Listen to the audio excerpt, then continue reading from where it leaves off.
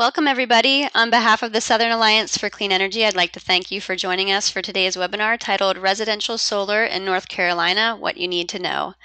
My name is Erin Cameron, and I'm the Development and Outreach Coordinator for Southern Alliance for Clean Energy. Before we get started today, I just want to take a moment to review the basic functions of the control panel on your screen.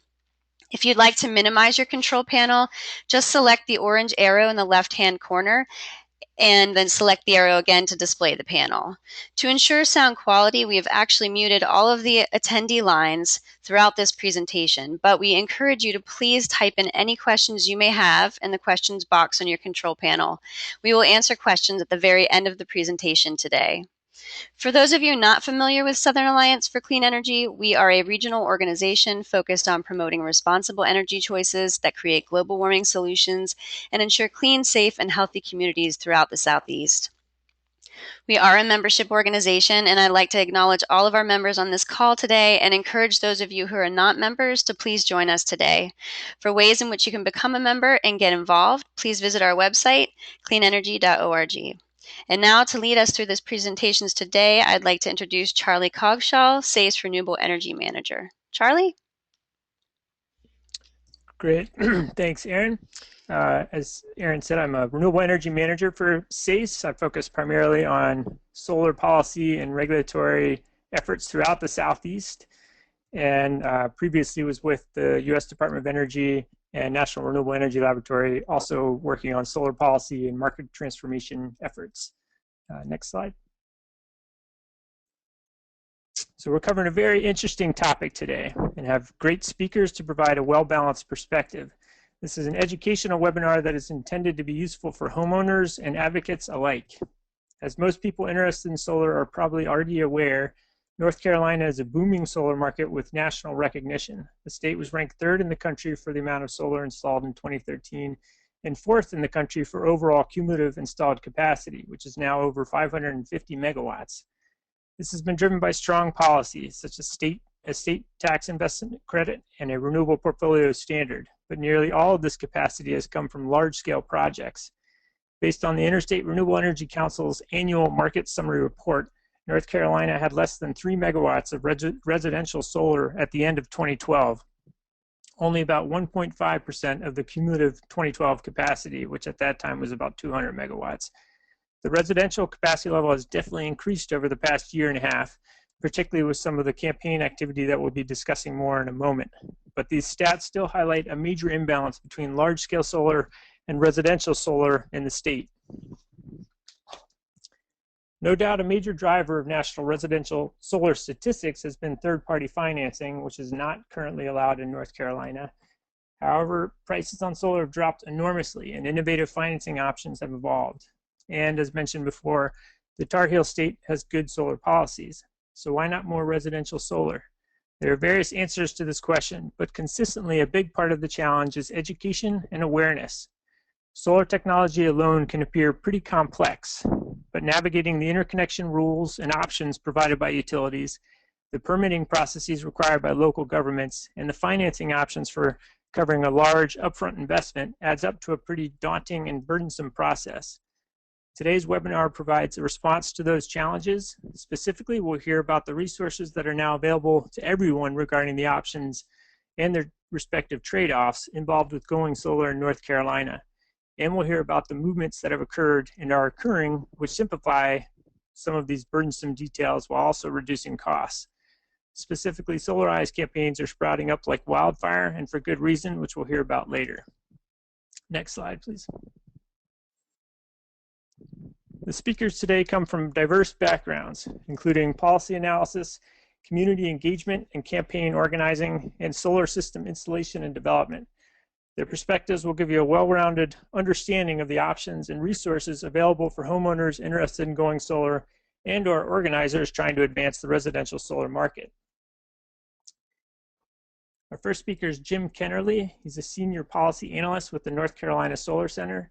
Jim focuses mainly on research and analysis of government incentives, utility incentives, and regulatory policies affecting clean energy technology development and deployment for several U.S. Department of Energy sponsored projects, including the database of state incentives for renewables and efficiency, which is otherwise known as the Desire website, as well as the Sunshot Solar Outreach Partnership, for which he is the center's principal investigator.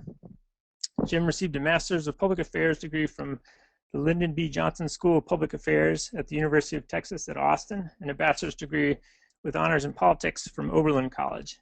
Jim previously worked for the North Carolina Sustainable Energy Association, NCSEA, and ICF International. At NCSEA, Jim supervised the organization's regulatory and legislative analysis, as well as its engagement in independent research contractors.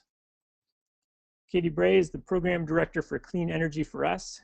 Katie is a clean energy implementer and entrepreneur working to bring citizens, organizations, and communities together to proactively tackle climate change issues and move away from dependence on fossil fuels.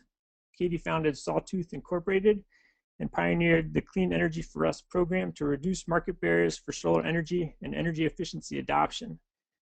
She partnered with SACE and the Western North Carolina Alliance to pilot the Clean Energy for Us program in Buncombe County, and is partnered with the North Carolina Sierra Club Capital Group to expand the program to Raleigh, North Carolina later this year.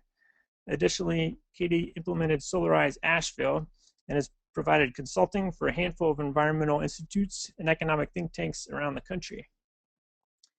Jeff Redwine is the owner and co-founder of the Renewable Energy Design Group, also known as the RED Group. Jeff grew up in Texas and graduated with a business degree from the University of Texas in Arlington. While serving as a Peace Corps volunteer in Panama in 2005, he became fascinated with solar and has been in the industry stateside ever since. As an owner and co-founder of RED Group, he works to integrate clean technologies at the residential, commercial, and utility level.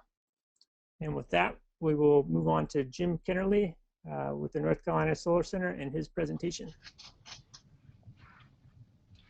All right, well, thanks, Charlie. Yeah, as Charlie says, my name is Jim Kennerly. With me, I have my colleague, Autumn Proudlove, who's also a policy analyst here at the center. She'll be here. She did a lot of the great work and calculations on this, and she'll be here as a resource if I can't answer any questions, which is always a decent possibility. So just want to go over this very briefly. So what we did, and if you could actually just go to the next slide, please. So I just want to talk a little bit about what funded our work to create these North Carolina guides. So the Solar Center is part of something called the Sunshot Solar Outreach Partnership, and SolarOps is, for short, is basically a partnership between ICLEI and the International City County Managers Association, which are just two organizations that are focused on local governments and sustainability. And the point of the grant is to try and reduce a lot of the non-hardware soft costs of solar PV by kind of attacking a series of different policy barriers at the local level. Excuse me. One of those barriers is called customer acquisition costs. So this is one of those soft costs I was telling you about. And what customer acquisition essentially is the how should I say it? It's essentially like marketing. So it's the cost of trying to get the customer into the sort of sales funnel, for lack of a better word, and get them into the process of thinking about making an investment in solar. So often the cost of acquiring those customers, therefore the customer acquisition cost, can be fairly high, and it can be the most persistently high cost category for solar. So a lot of what we've done with these guides has been funded by this initiative and this effort of the Department of Energy. So you go to the next slide, please. So one thing I just wanted to quickly highlight before I went on, this is an ongoing project that Autumn and I helped to support. And so if you have any questions, if you work for a local government or in some way work with a local government that's interested in getting some actually cost-free technical assistance regarding how you can attack a series of these sort of local barriers to going solar. This is something that we do a lot of, and you can ask an expert, one of the folks on the other organizations that are members of the expert team. There are several others that are of national standing as well as ourselves. You can also get in touch with other cities that have done similar projects, and they can kind of talk you through it, or just municipalities or local governments. Or you can get individual consultations from policy analysts like Autumn and myself. And so, just so you know, that's a resource that's available to the public as a result of the the DOE funded effort that we're a part of. So if you're interested in something like that, feel free to visit solaroutreach.org. So you can go to the next slide, please.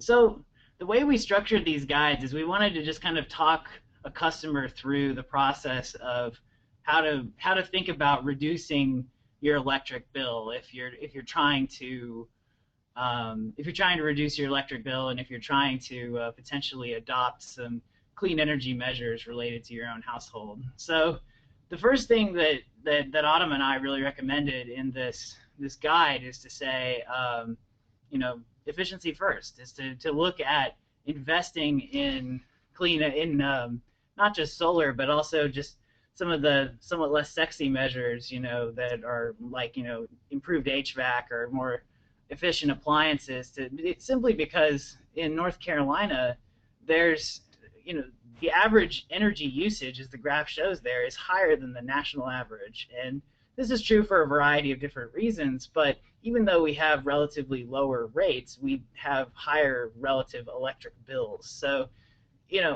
when you're thinking of solar, also make sure you're thinking of, other, less obvious measures to help reduce your bill, because those will help reduce your bill at a somewhat more cost-effective way. But solar is also a very cost-effective investment. Just wanted to highlight that very briefly.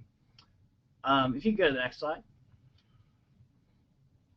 So another thing that the guide has is just some information about how much of your electric usage can be offset by an average size solar PV system in North Carolina. So in North Carolina, the average size system, at least in Duke and Progress territory, is about 4 kW, slightly more in Progress territory.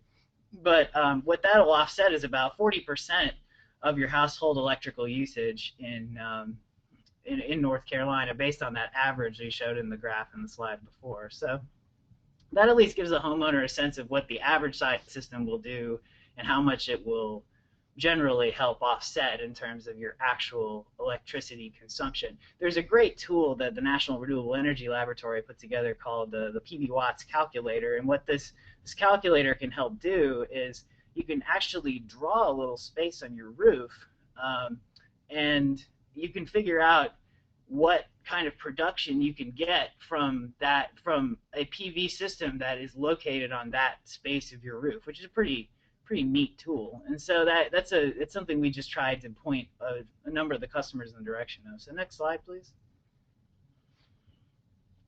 So this is just we tried to give the customers a sense of the idea of net metering or net energy metering is not exactly a simple concept, but we tried to illustrate it using this graph that so if you'll see there, the black line that travels through the morning, afternoon, evening, and night is your energy usage, but the yellow portion is the amount of solar energy output you would get from that system. So the amount that you would get in a payment for net metering would be that smaller little chunk above that small little section of the cone that's above the black line. And so that amount would be sold back to your utility provider, and currently that's done in North Carolina at the retail rate. So this was just a way to mostly show customers how this process worked, and obviously it's a fairly rough drawing, and it's not meant to say that it offsets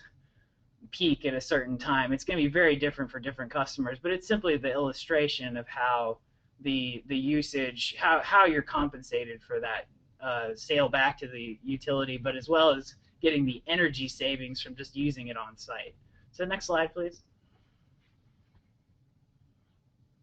So this is I think the kind of the heart of the analysis that we did. So what we did is we took some data from the National Renewable Energy Laboratory that that was simulated based on a series of different weather patterns and different weather data over many, many years. And it's the same kind of data that's used to create the PV Watts tool, which is really considered in many ways industry standard for figuring out what kind of output you're going to get from a solar PV system. And so what we did was we used that data, and that's load data. So basically it's the amount of energy you use in a given year.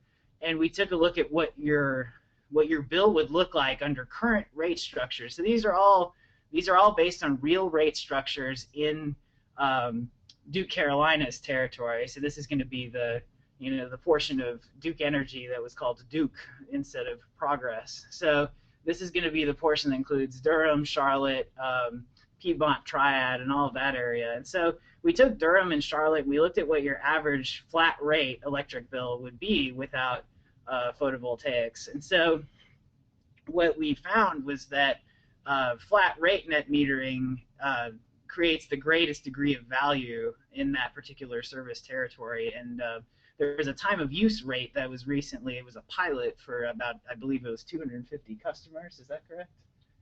Yeah, I think it was about 250 customers in that territory. So that just gives you a sense of, those are the two most lucrative options for folks that are trying to go solar in North Carolina, in Duke Energy Carolina's territory.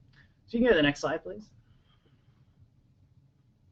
So this is the same sort of thing, and we're looking at here. We're looking at Progress. Progress Energy has something called the SunSense program, and it used to be for commercial customers as well as for residential customers, but in 2013 it was limited strictly to residential customers, and the incentive was cut to about 50 cents a watt. So that was from $1. So that program did decrease its incentive value. However, it did. As you can see, there's a variety of different sort of savings that you can get from SunSense and from net metering. So you can see the savings from net metering are actually greater, even in the time of use setting, because the SunSense program requires you to it requires you to go on to what's called a time of use demand rate, and which means you have to start paying a demand charge. However, it is a very good incentive on the front end, and so in the long run, you often can make a significant amount of that back, and it is still a very good investment. But this just gives you a basic idea of some of the options that are available. And as with the Duke Carolina's situation, the Duke Energy Progress customers are going to be able to save on average over $50 a month if they use an average amount of electricity based on that particular city. So the nice thing about the data we got was that we can get really granular and very specific about the city in question, and we can say, oh, this is what an average user in that city will likely use based on the simulated data. So next slide, please. So that was mostly what I had to say. I just wanted to show you all that we have copies of these guides. If you have any interest in acquiring them, obtaining them, we can print some of them out. We can send them to you. I think our main goal is to just have this reach as many customers as possible. The intent of this was to just provide as scientifically accurate information about the savings you can expect, to a pretty high degree of certainty if you use the average amount of electricity in North Carolina. I mean, most of the goal is to help the customers think about what their options are and think about what is involved in this decision. And I think a lot of folks don't really know always what to do and how to get started, and I think that's a key to that customer acquisition cost I was telling you about before, that sort of cost of marketing a lot of solar PV installers have to do, is that they often have to sort of, it's a real education process, and if we can help that education process as a public interest center of NC State, that's certainly what we're going to do, and we're proud to do that in North Carolina. So I think that's it for me.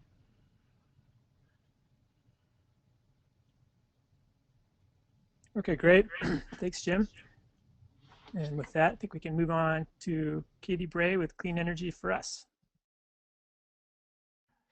All right, thanks Charlie, and thanks Jim for your overview.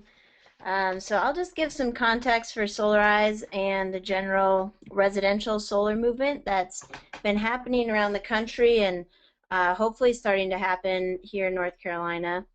I actually just saw a report this morning that this quarter, this is nationally, not just North Carolina, but this quarter was the first quarter in which residential PV exceeded commercial PV installations.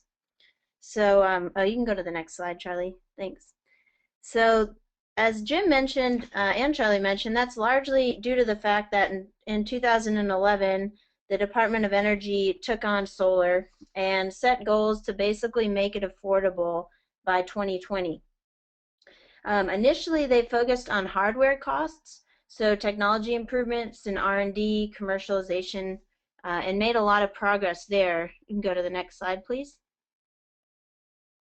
So the cost for solar panels have dropped significantly. They dropped 60% between 2011 and 2013. And overall PV system prices have declined about 50% between 2010 and 2013. So next slide, please. So as Jim was mentioning, the Sunshot partnership and goals shifted their focus to reducing soft costs, and these include customer acquisition costs, financing, permitting, inspection, installation labor, supply chain costs, and combined they account for 64% of the sticker price of a residential solar system. So it's the greatest barrier to adoption, and also, you know, therefore the greatest opportunity to drive down costs and really unleash a solar revolution. Next slide, please. So the Solarize model is just one approach that's been consistently effective around the country at reducing soft costs. It addresses the three barriers that keep homeowners from adopting solar. The first one is cost, specifically, you know, upfront cost. There's a really high upfront cost. And the other barriers being complexity, or sort of the red tape stuff, and then the couch potato syndrome or inaction barrier. So Solarize cuts costs by organizing group purchasing and relieving some of the customer acquisition costs for the installers. And then in turn, those savings can be passed on to the customer. And it addresses the red tape and or the complexity and couch potato barriers by using a limited time campaign to vet installers, pre-select components, and then set up educational events that explain the technology, the tax credits, the financing, interconnection, etc. Next slide, please. So I actually first heard about Solarize from Charlie. He was living in Asheville at the time, and we were getting coffee one day, and I was picking his brain on exactly this stuff, on the barriers to solar in North Carolina. You know, because as mentioned in other states like California and Colorado and Massachusetts, they've had rapid market expansion. And the key to that in the residential market has been third-party financing, which is disallowed in North Carolina. So I was asking Charlie, you know, well, what can we really do then to get things going here in North Carolina? And he told me about the Solarize movement that was happening in other parts of the country, and sent over this guidebook. And maybe a lot of you have probably already seen this, but the Department of Energy published this guidebook to help organizers start their own campaigns. And he served as a mentor in the beginning, and I also got some technical assistance from the Solar Ops program that Jim mentioned, and found that to be really helpful.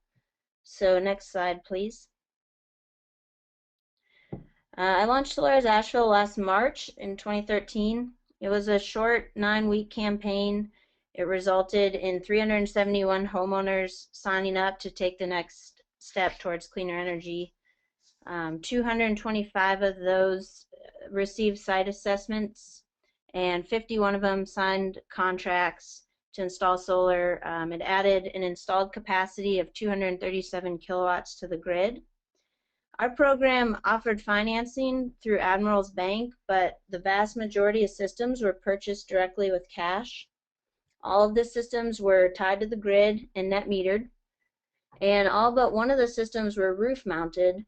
The ground mounted system was actually installed by SACE at their office here in Asheville, and I got to see it last night. It's a pretty incredible system. Next slide, please. So the lessons that I learned, I broke it up into two categories. Lessons I learned from participants' feedback and lessons I learned from organizing. So from the feedback I got from participants was that we could have done a better job of managing expectations around cost. So now I just directly communicate the upfront cost to participants, and that seems to be helping a lot. And then also managing expectations around the sequence of events and the time frame for a residential installation. Some of that's been unforeseeable. It's taking Duke about 3 times longer than usual in Asheville to come out and install the meter.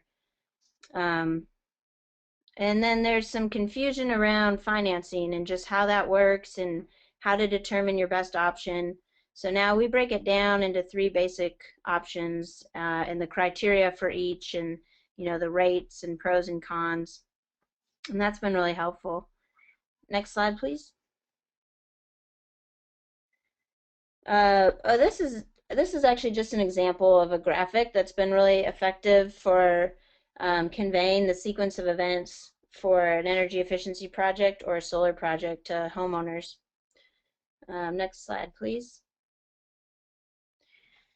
So from an organizing perspective, what I learned from my own experience was to include energy efficiency or a component for that in the campaign to promote more equitable growth.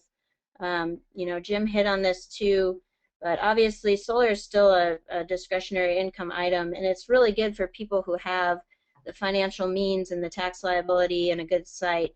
But efficiency is truly something that anyone can improve at a pretty low cost and drastically reduce their electricity use and generate savings.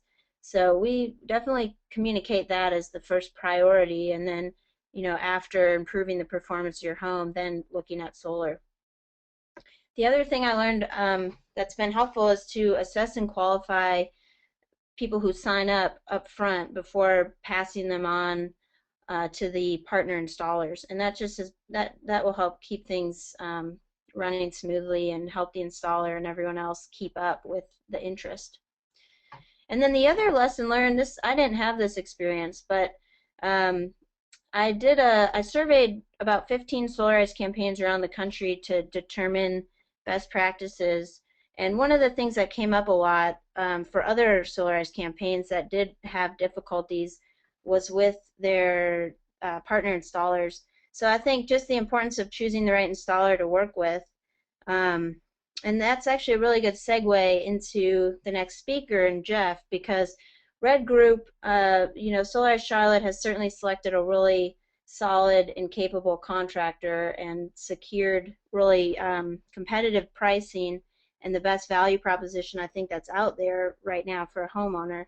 So it's a well-organized campaign, and the combination of the rapid decline in PV prices that was mentioned earlier, which have now actually stabilized, and some are forecasting PV prices to begin increasing again in the next year or so. But the combination of that and our North Carolina state tax credit, which will begin expiring pretty soon here, 18 months or whatever, and just generally rising electricity prices, there's really, I think, never been a better time to go solar. And then on top of that, if you do live in Charlotte and you could take advantage of, a Solarize Charlotte or other Solarize programs around the state, I can't think of a better way to invest in solar and start producing your own energy. So with that, I'll turn it over to Jeff.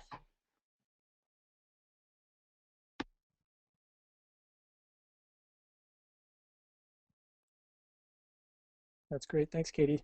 And Now we'll hand it over to Jeff, and just everybody, if you do have any questions, just submit them using the GoToWebinar control panel. There's a question box there that you can just enter them into right there. And we'll hand it over to Jeff. Thank you very much, Katie and Jim. Just great information, and appreciate the kind words. And as a representative of Red Group today, just honored to be a part of this program, and thankful for the opportunity to come here and speak to you. There's been a lot of pardon me, been a lot of great momentum already with all the efforts put forward with the Cleaner is Cheaper program, and Solarize Charlotte and the group of 20 plus nonprofit organizations that are working to make this a success. I think that, in combination with the wonderful resources that have been put out there by NC State and by Katie's organization Sawtooth, and just all the lessons learned is making this a success so far. So it's a privilege to be a part of it.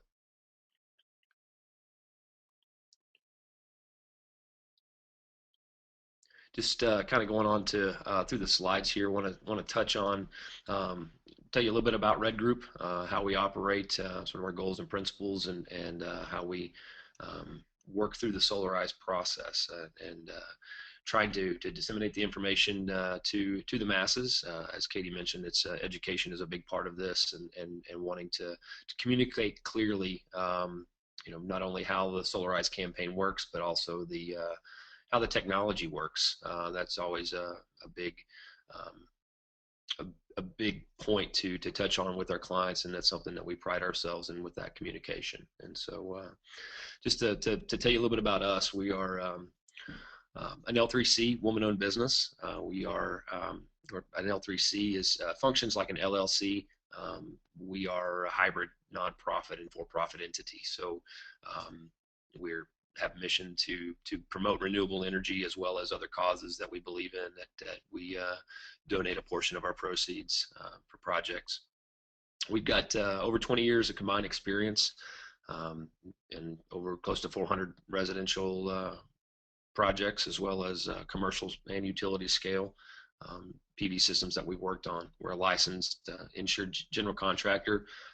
We have a NABCEP certified electrician as Christian Lofton, our partner, and my wife and business partner is an MBA in business. So Cynthia Redwine is our CEO, and Christian Lofton is our COO, and myself is the CMO. Are the three partners of Red Group and the core team. Touching on the honor of being selected to participate in this campaign, I think a big part of it in inquiring, the feedback that I got was one of the reasons is our customer satisfaction. We pride ourselves in being able to work in renewable energy, and educating customers and making them comfortable in the business decision that they're making is a big part of us making this a success, and making our company a success, and making the renewable energy in North Carolina success. And so being a local presence and promoting that through competitive pricing, operating actively with the low overhead to promote renewable energy is our key and our goal.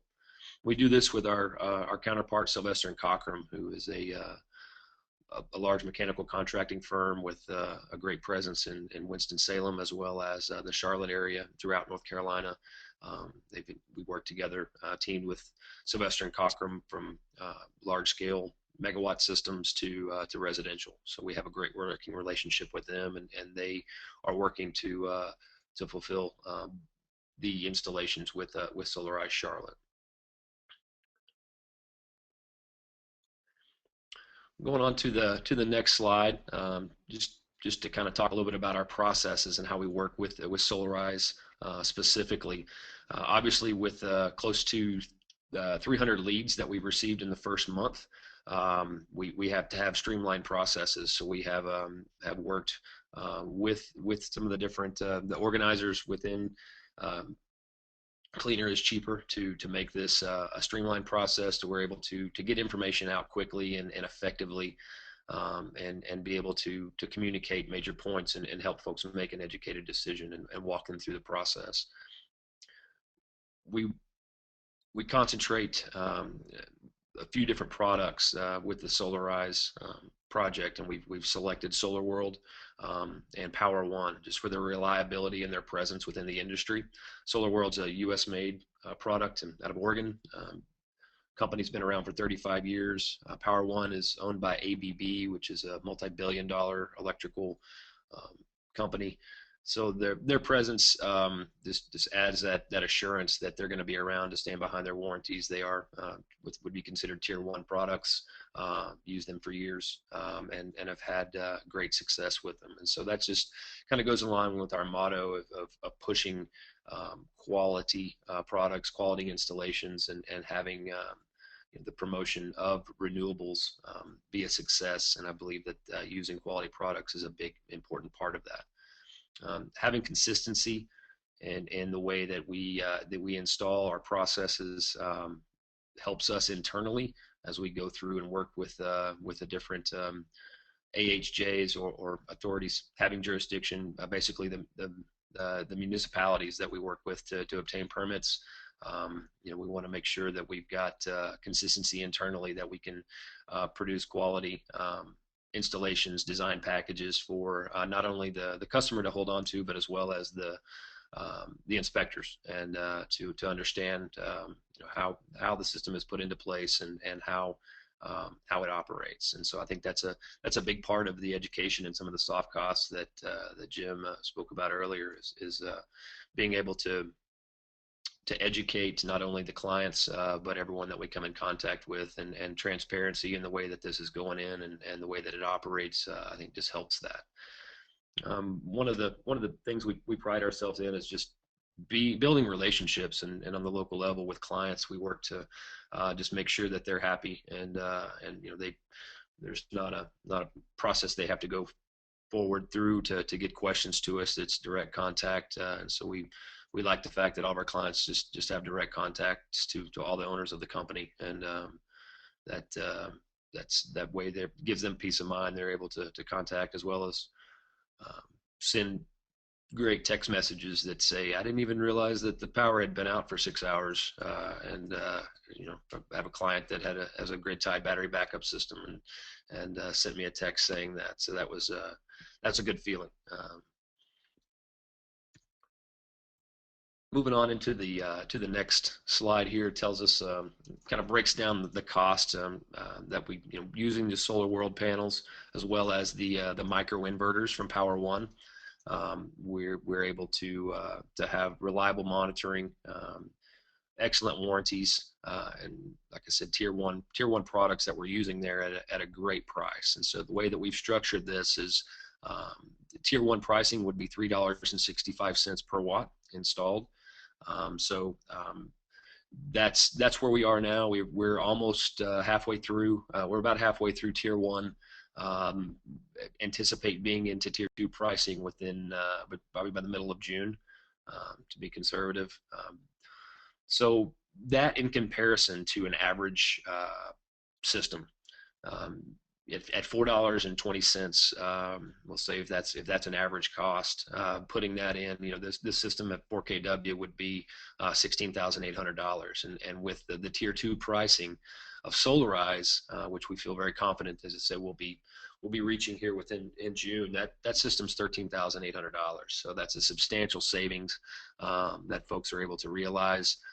Put these systems into place, and as you saw from the slides earlier, able to offset 40, 50, 60% of a home's energy use, and that's an average. I've seen homes that have 3 kWs that we've put on place that are net zero. So there's no A, B, and C package. It's going to be really tailored to the home, and that's why part of the process is obtaining kilowatt hour information for the last 12 months from the client, and being able to, from the particular home, and being able to look at the orientation, the shading, structural, mechanical, electrical aspects of each system to make sure that it's tailored just right. You don't want to oversize systems, and so that's people get excited and they want to put as many panels up as possible, and we like to help them do that. But also you have to understand how the net metering works, and to make sure you size a system appropriately for it to maximize the customer's investment. So being able to do this, take advantage of the tax credits, and be able to have an investment of only $4,800 after the tax credits for a 4 kW system is amazing. And it's coming from having installed this for many years. It still blows my mind. I used to buy panels for $5 a watt, and now we're doing complete systems turnkey installed for $3.45 a watt. So it's wonderful to see the movement that has taken place throughout the industry and throughout the nation, and the direction that this is headed. And this is because of the tax credits, and because of the interest and people seeing the need for it to happen, the demand that it's created.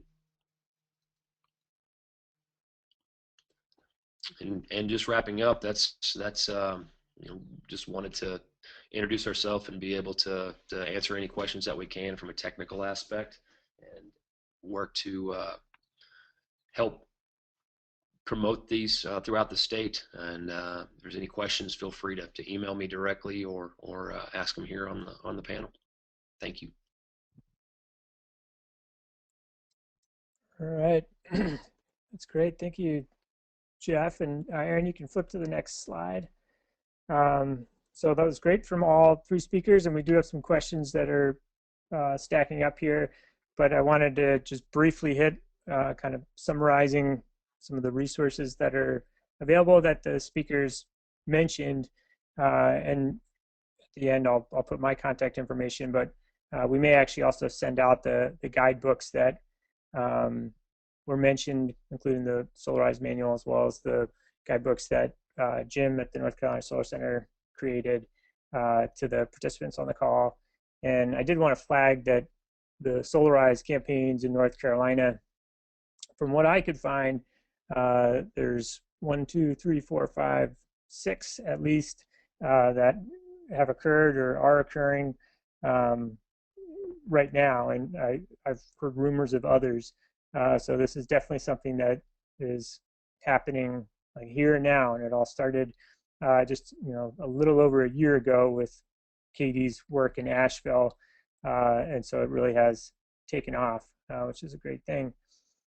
So with that, and you can flip to the next slide, and then I'll start pitching some of these questions out to our speakers.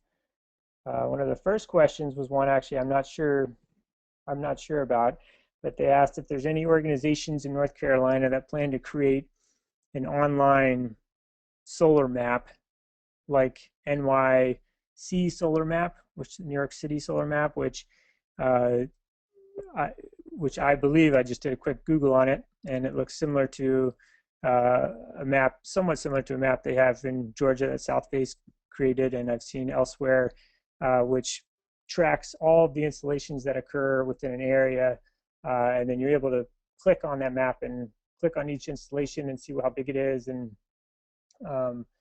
get some of the technical specifications on it to give you kind of an idea of how big of a market it is, or how small of a market it is, or how fast it's growing. I think North Carolina Sustainable Energy Association I've seen similar maps where they've got a ton of dots on there associated with different installations, but I'm not sure of a kind of an interactive map that the public can use to just click on and check out different parts of the state. Are any of the speakers familiar with something like that being developed in North Carolina, or maybe even already developed?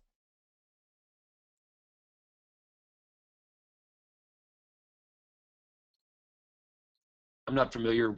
This is Jeff speaking. I'm not familiar with it at a state level or an all-inclusive level. I know there's a few different manufacturers of products or inverters specifically that have maps out of their systems. And so if you're looking at it from a residential level, just out of interest, Enphase is a microinverter manufacturer, and they have a map, and there's several microinverter Enphase installations throughout North Carolina and you can click on it and it tells you the size and may even go into the history of production there. So I don't know if that would be of interest to you or not.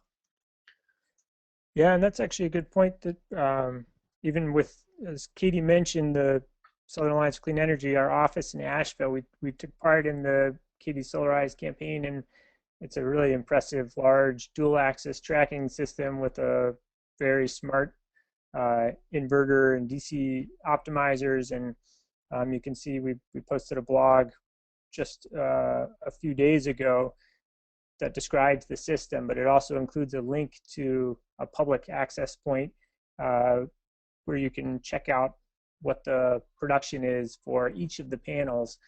So not even just the whole system, but you can actually look at the individual panels and what their output is, and you can see how each one differs and how they're sort of optimized by being able to track each one. So that's pretty cool.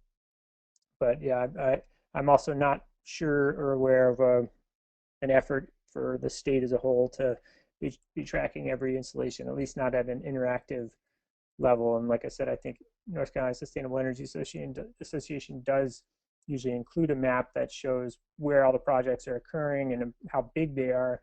But as far as I know, that's not something that's kind of available on an interactive basis on the website. So another question, Charlie, oh yeah, sure. Charlie, can you? I was just going to say the way that you can track the way that NCSEA tracks those installations is through the Utilities Commission filings, where so everyone has to file at the Utilities Commission. I may have missed someone saying that, but I just wanted to make sure you can. That's the way you can build. That's the way you can kind of share that information and make it interactive. Right. Yeah, and so that's open to the public. Anybody could technically do that. It just requires the man labor to do it, right? Yeah, and also the patience to go through the Utilities Commission website. Right. Okay, second question here, which also actually has something to do with the sort of commission level issue, and I was anticipating this might come up. Was somebody asked, how is Duke threatening to pay avoided costs instead of retail rates?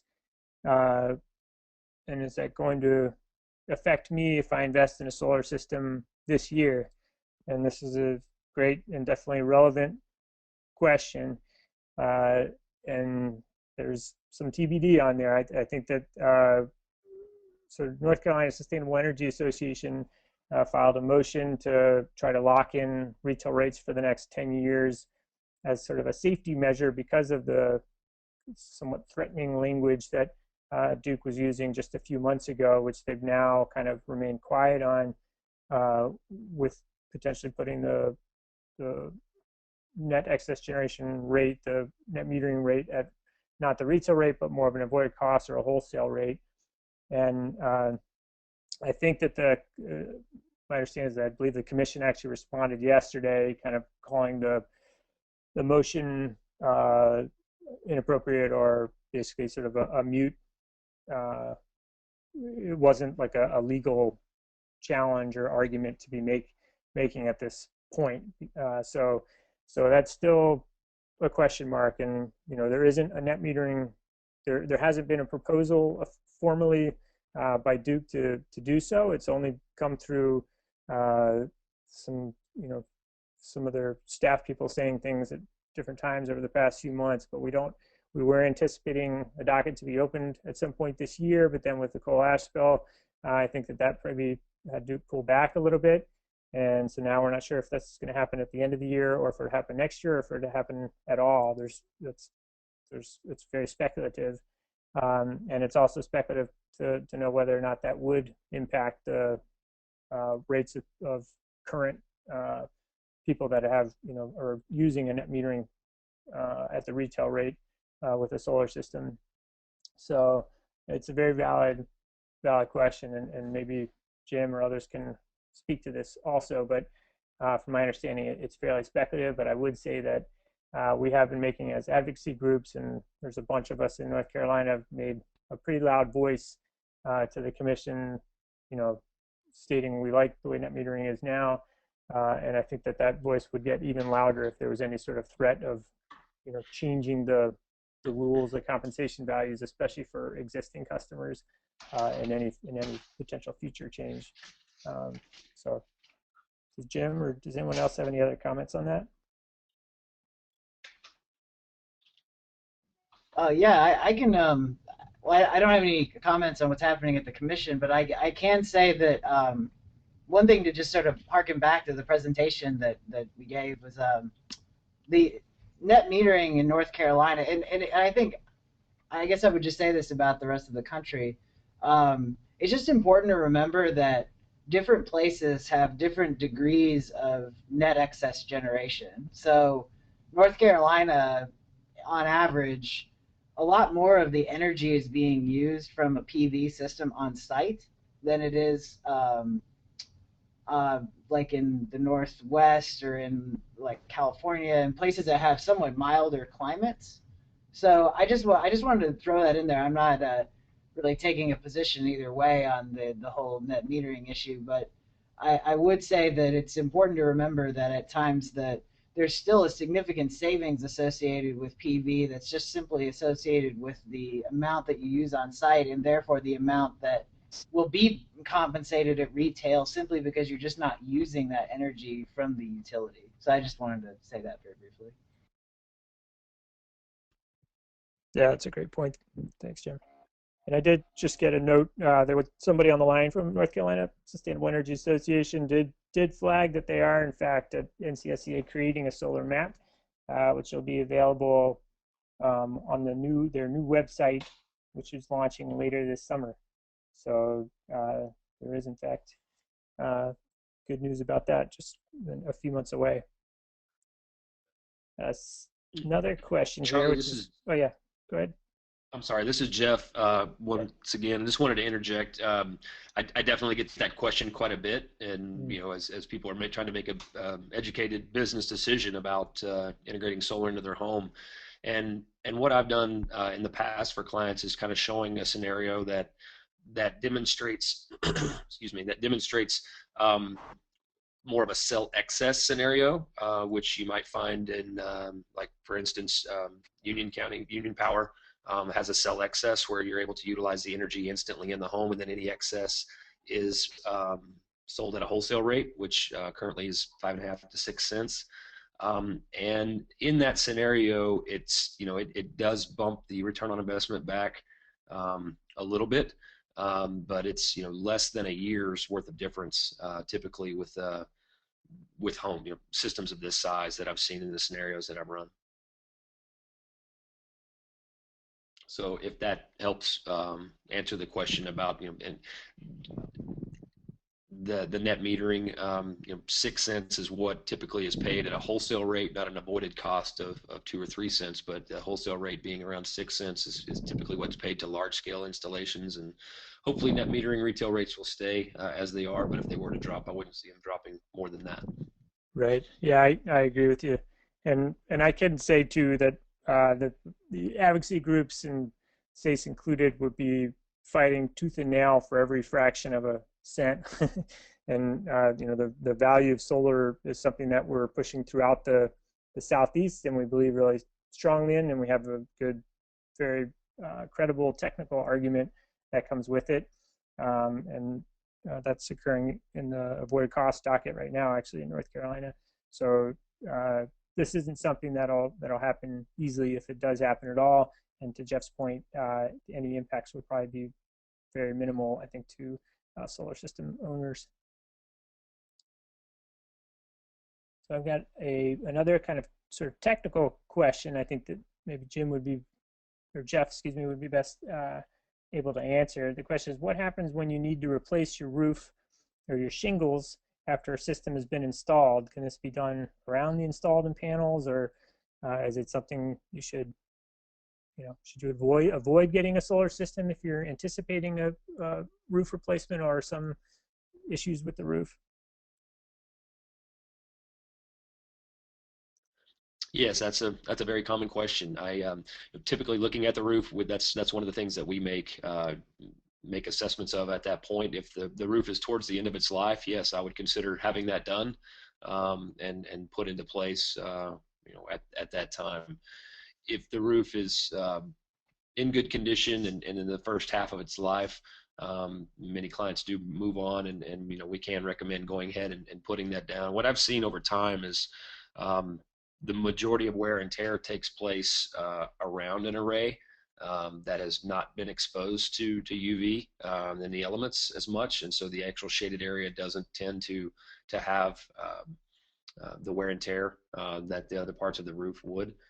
If the array is in place and a re-roof takes place, basically you're coming in, taking off panels, you'd be able to leave the mounting solutions in place, and the roofers come reshingle around that, or I've seen it happen where people only shingled around the array and left the shingles intact because they were in good condition underneath the array. So there's a few different options there. To come take everything down and put it back up is if you're looking at doing that 10 or 15 years down the road, you're probably looking at a $500 expense or so, just to ballpark that for your decision making process. Okay, yeah, that's really helpful. And another question here, maybe apply to Jeff and Katie, but the question is, how strict are the campaigns, referring to the Solarize campaigns, as far as location of the home? And they're pointing out that they know a potential customer in Chapel Hill, which is right in between Carborough and Chatham, and wondering if they'd be able to join either of those campaigns, or if they fall into, I guess, do you guys draw hard lines on the Solarize Charlotte campaign, and did you draw any hard lines on the Solarize Asheville campaign, or is it something where the marketing kind of gets out there and it starts to trickle into neighboring counties or a little bit outside the original planned area, or do you try to stick to the initial footprint? And that could go to Jeff or Katie, both.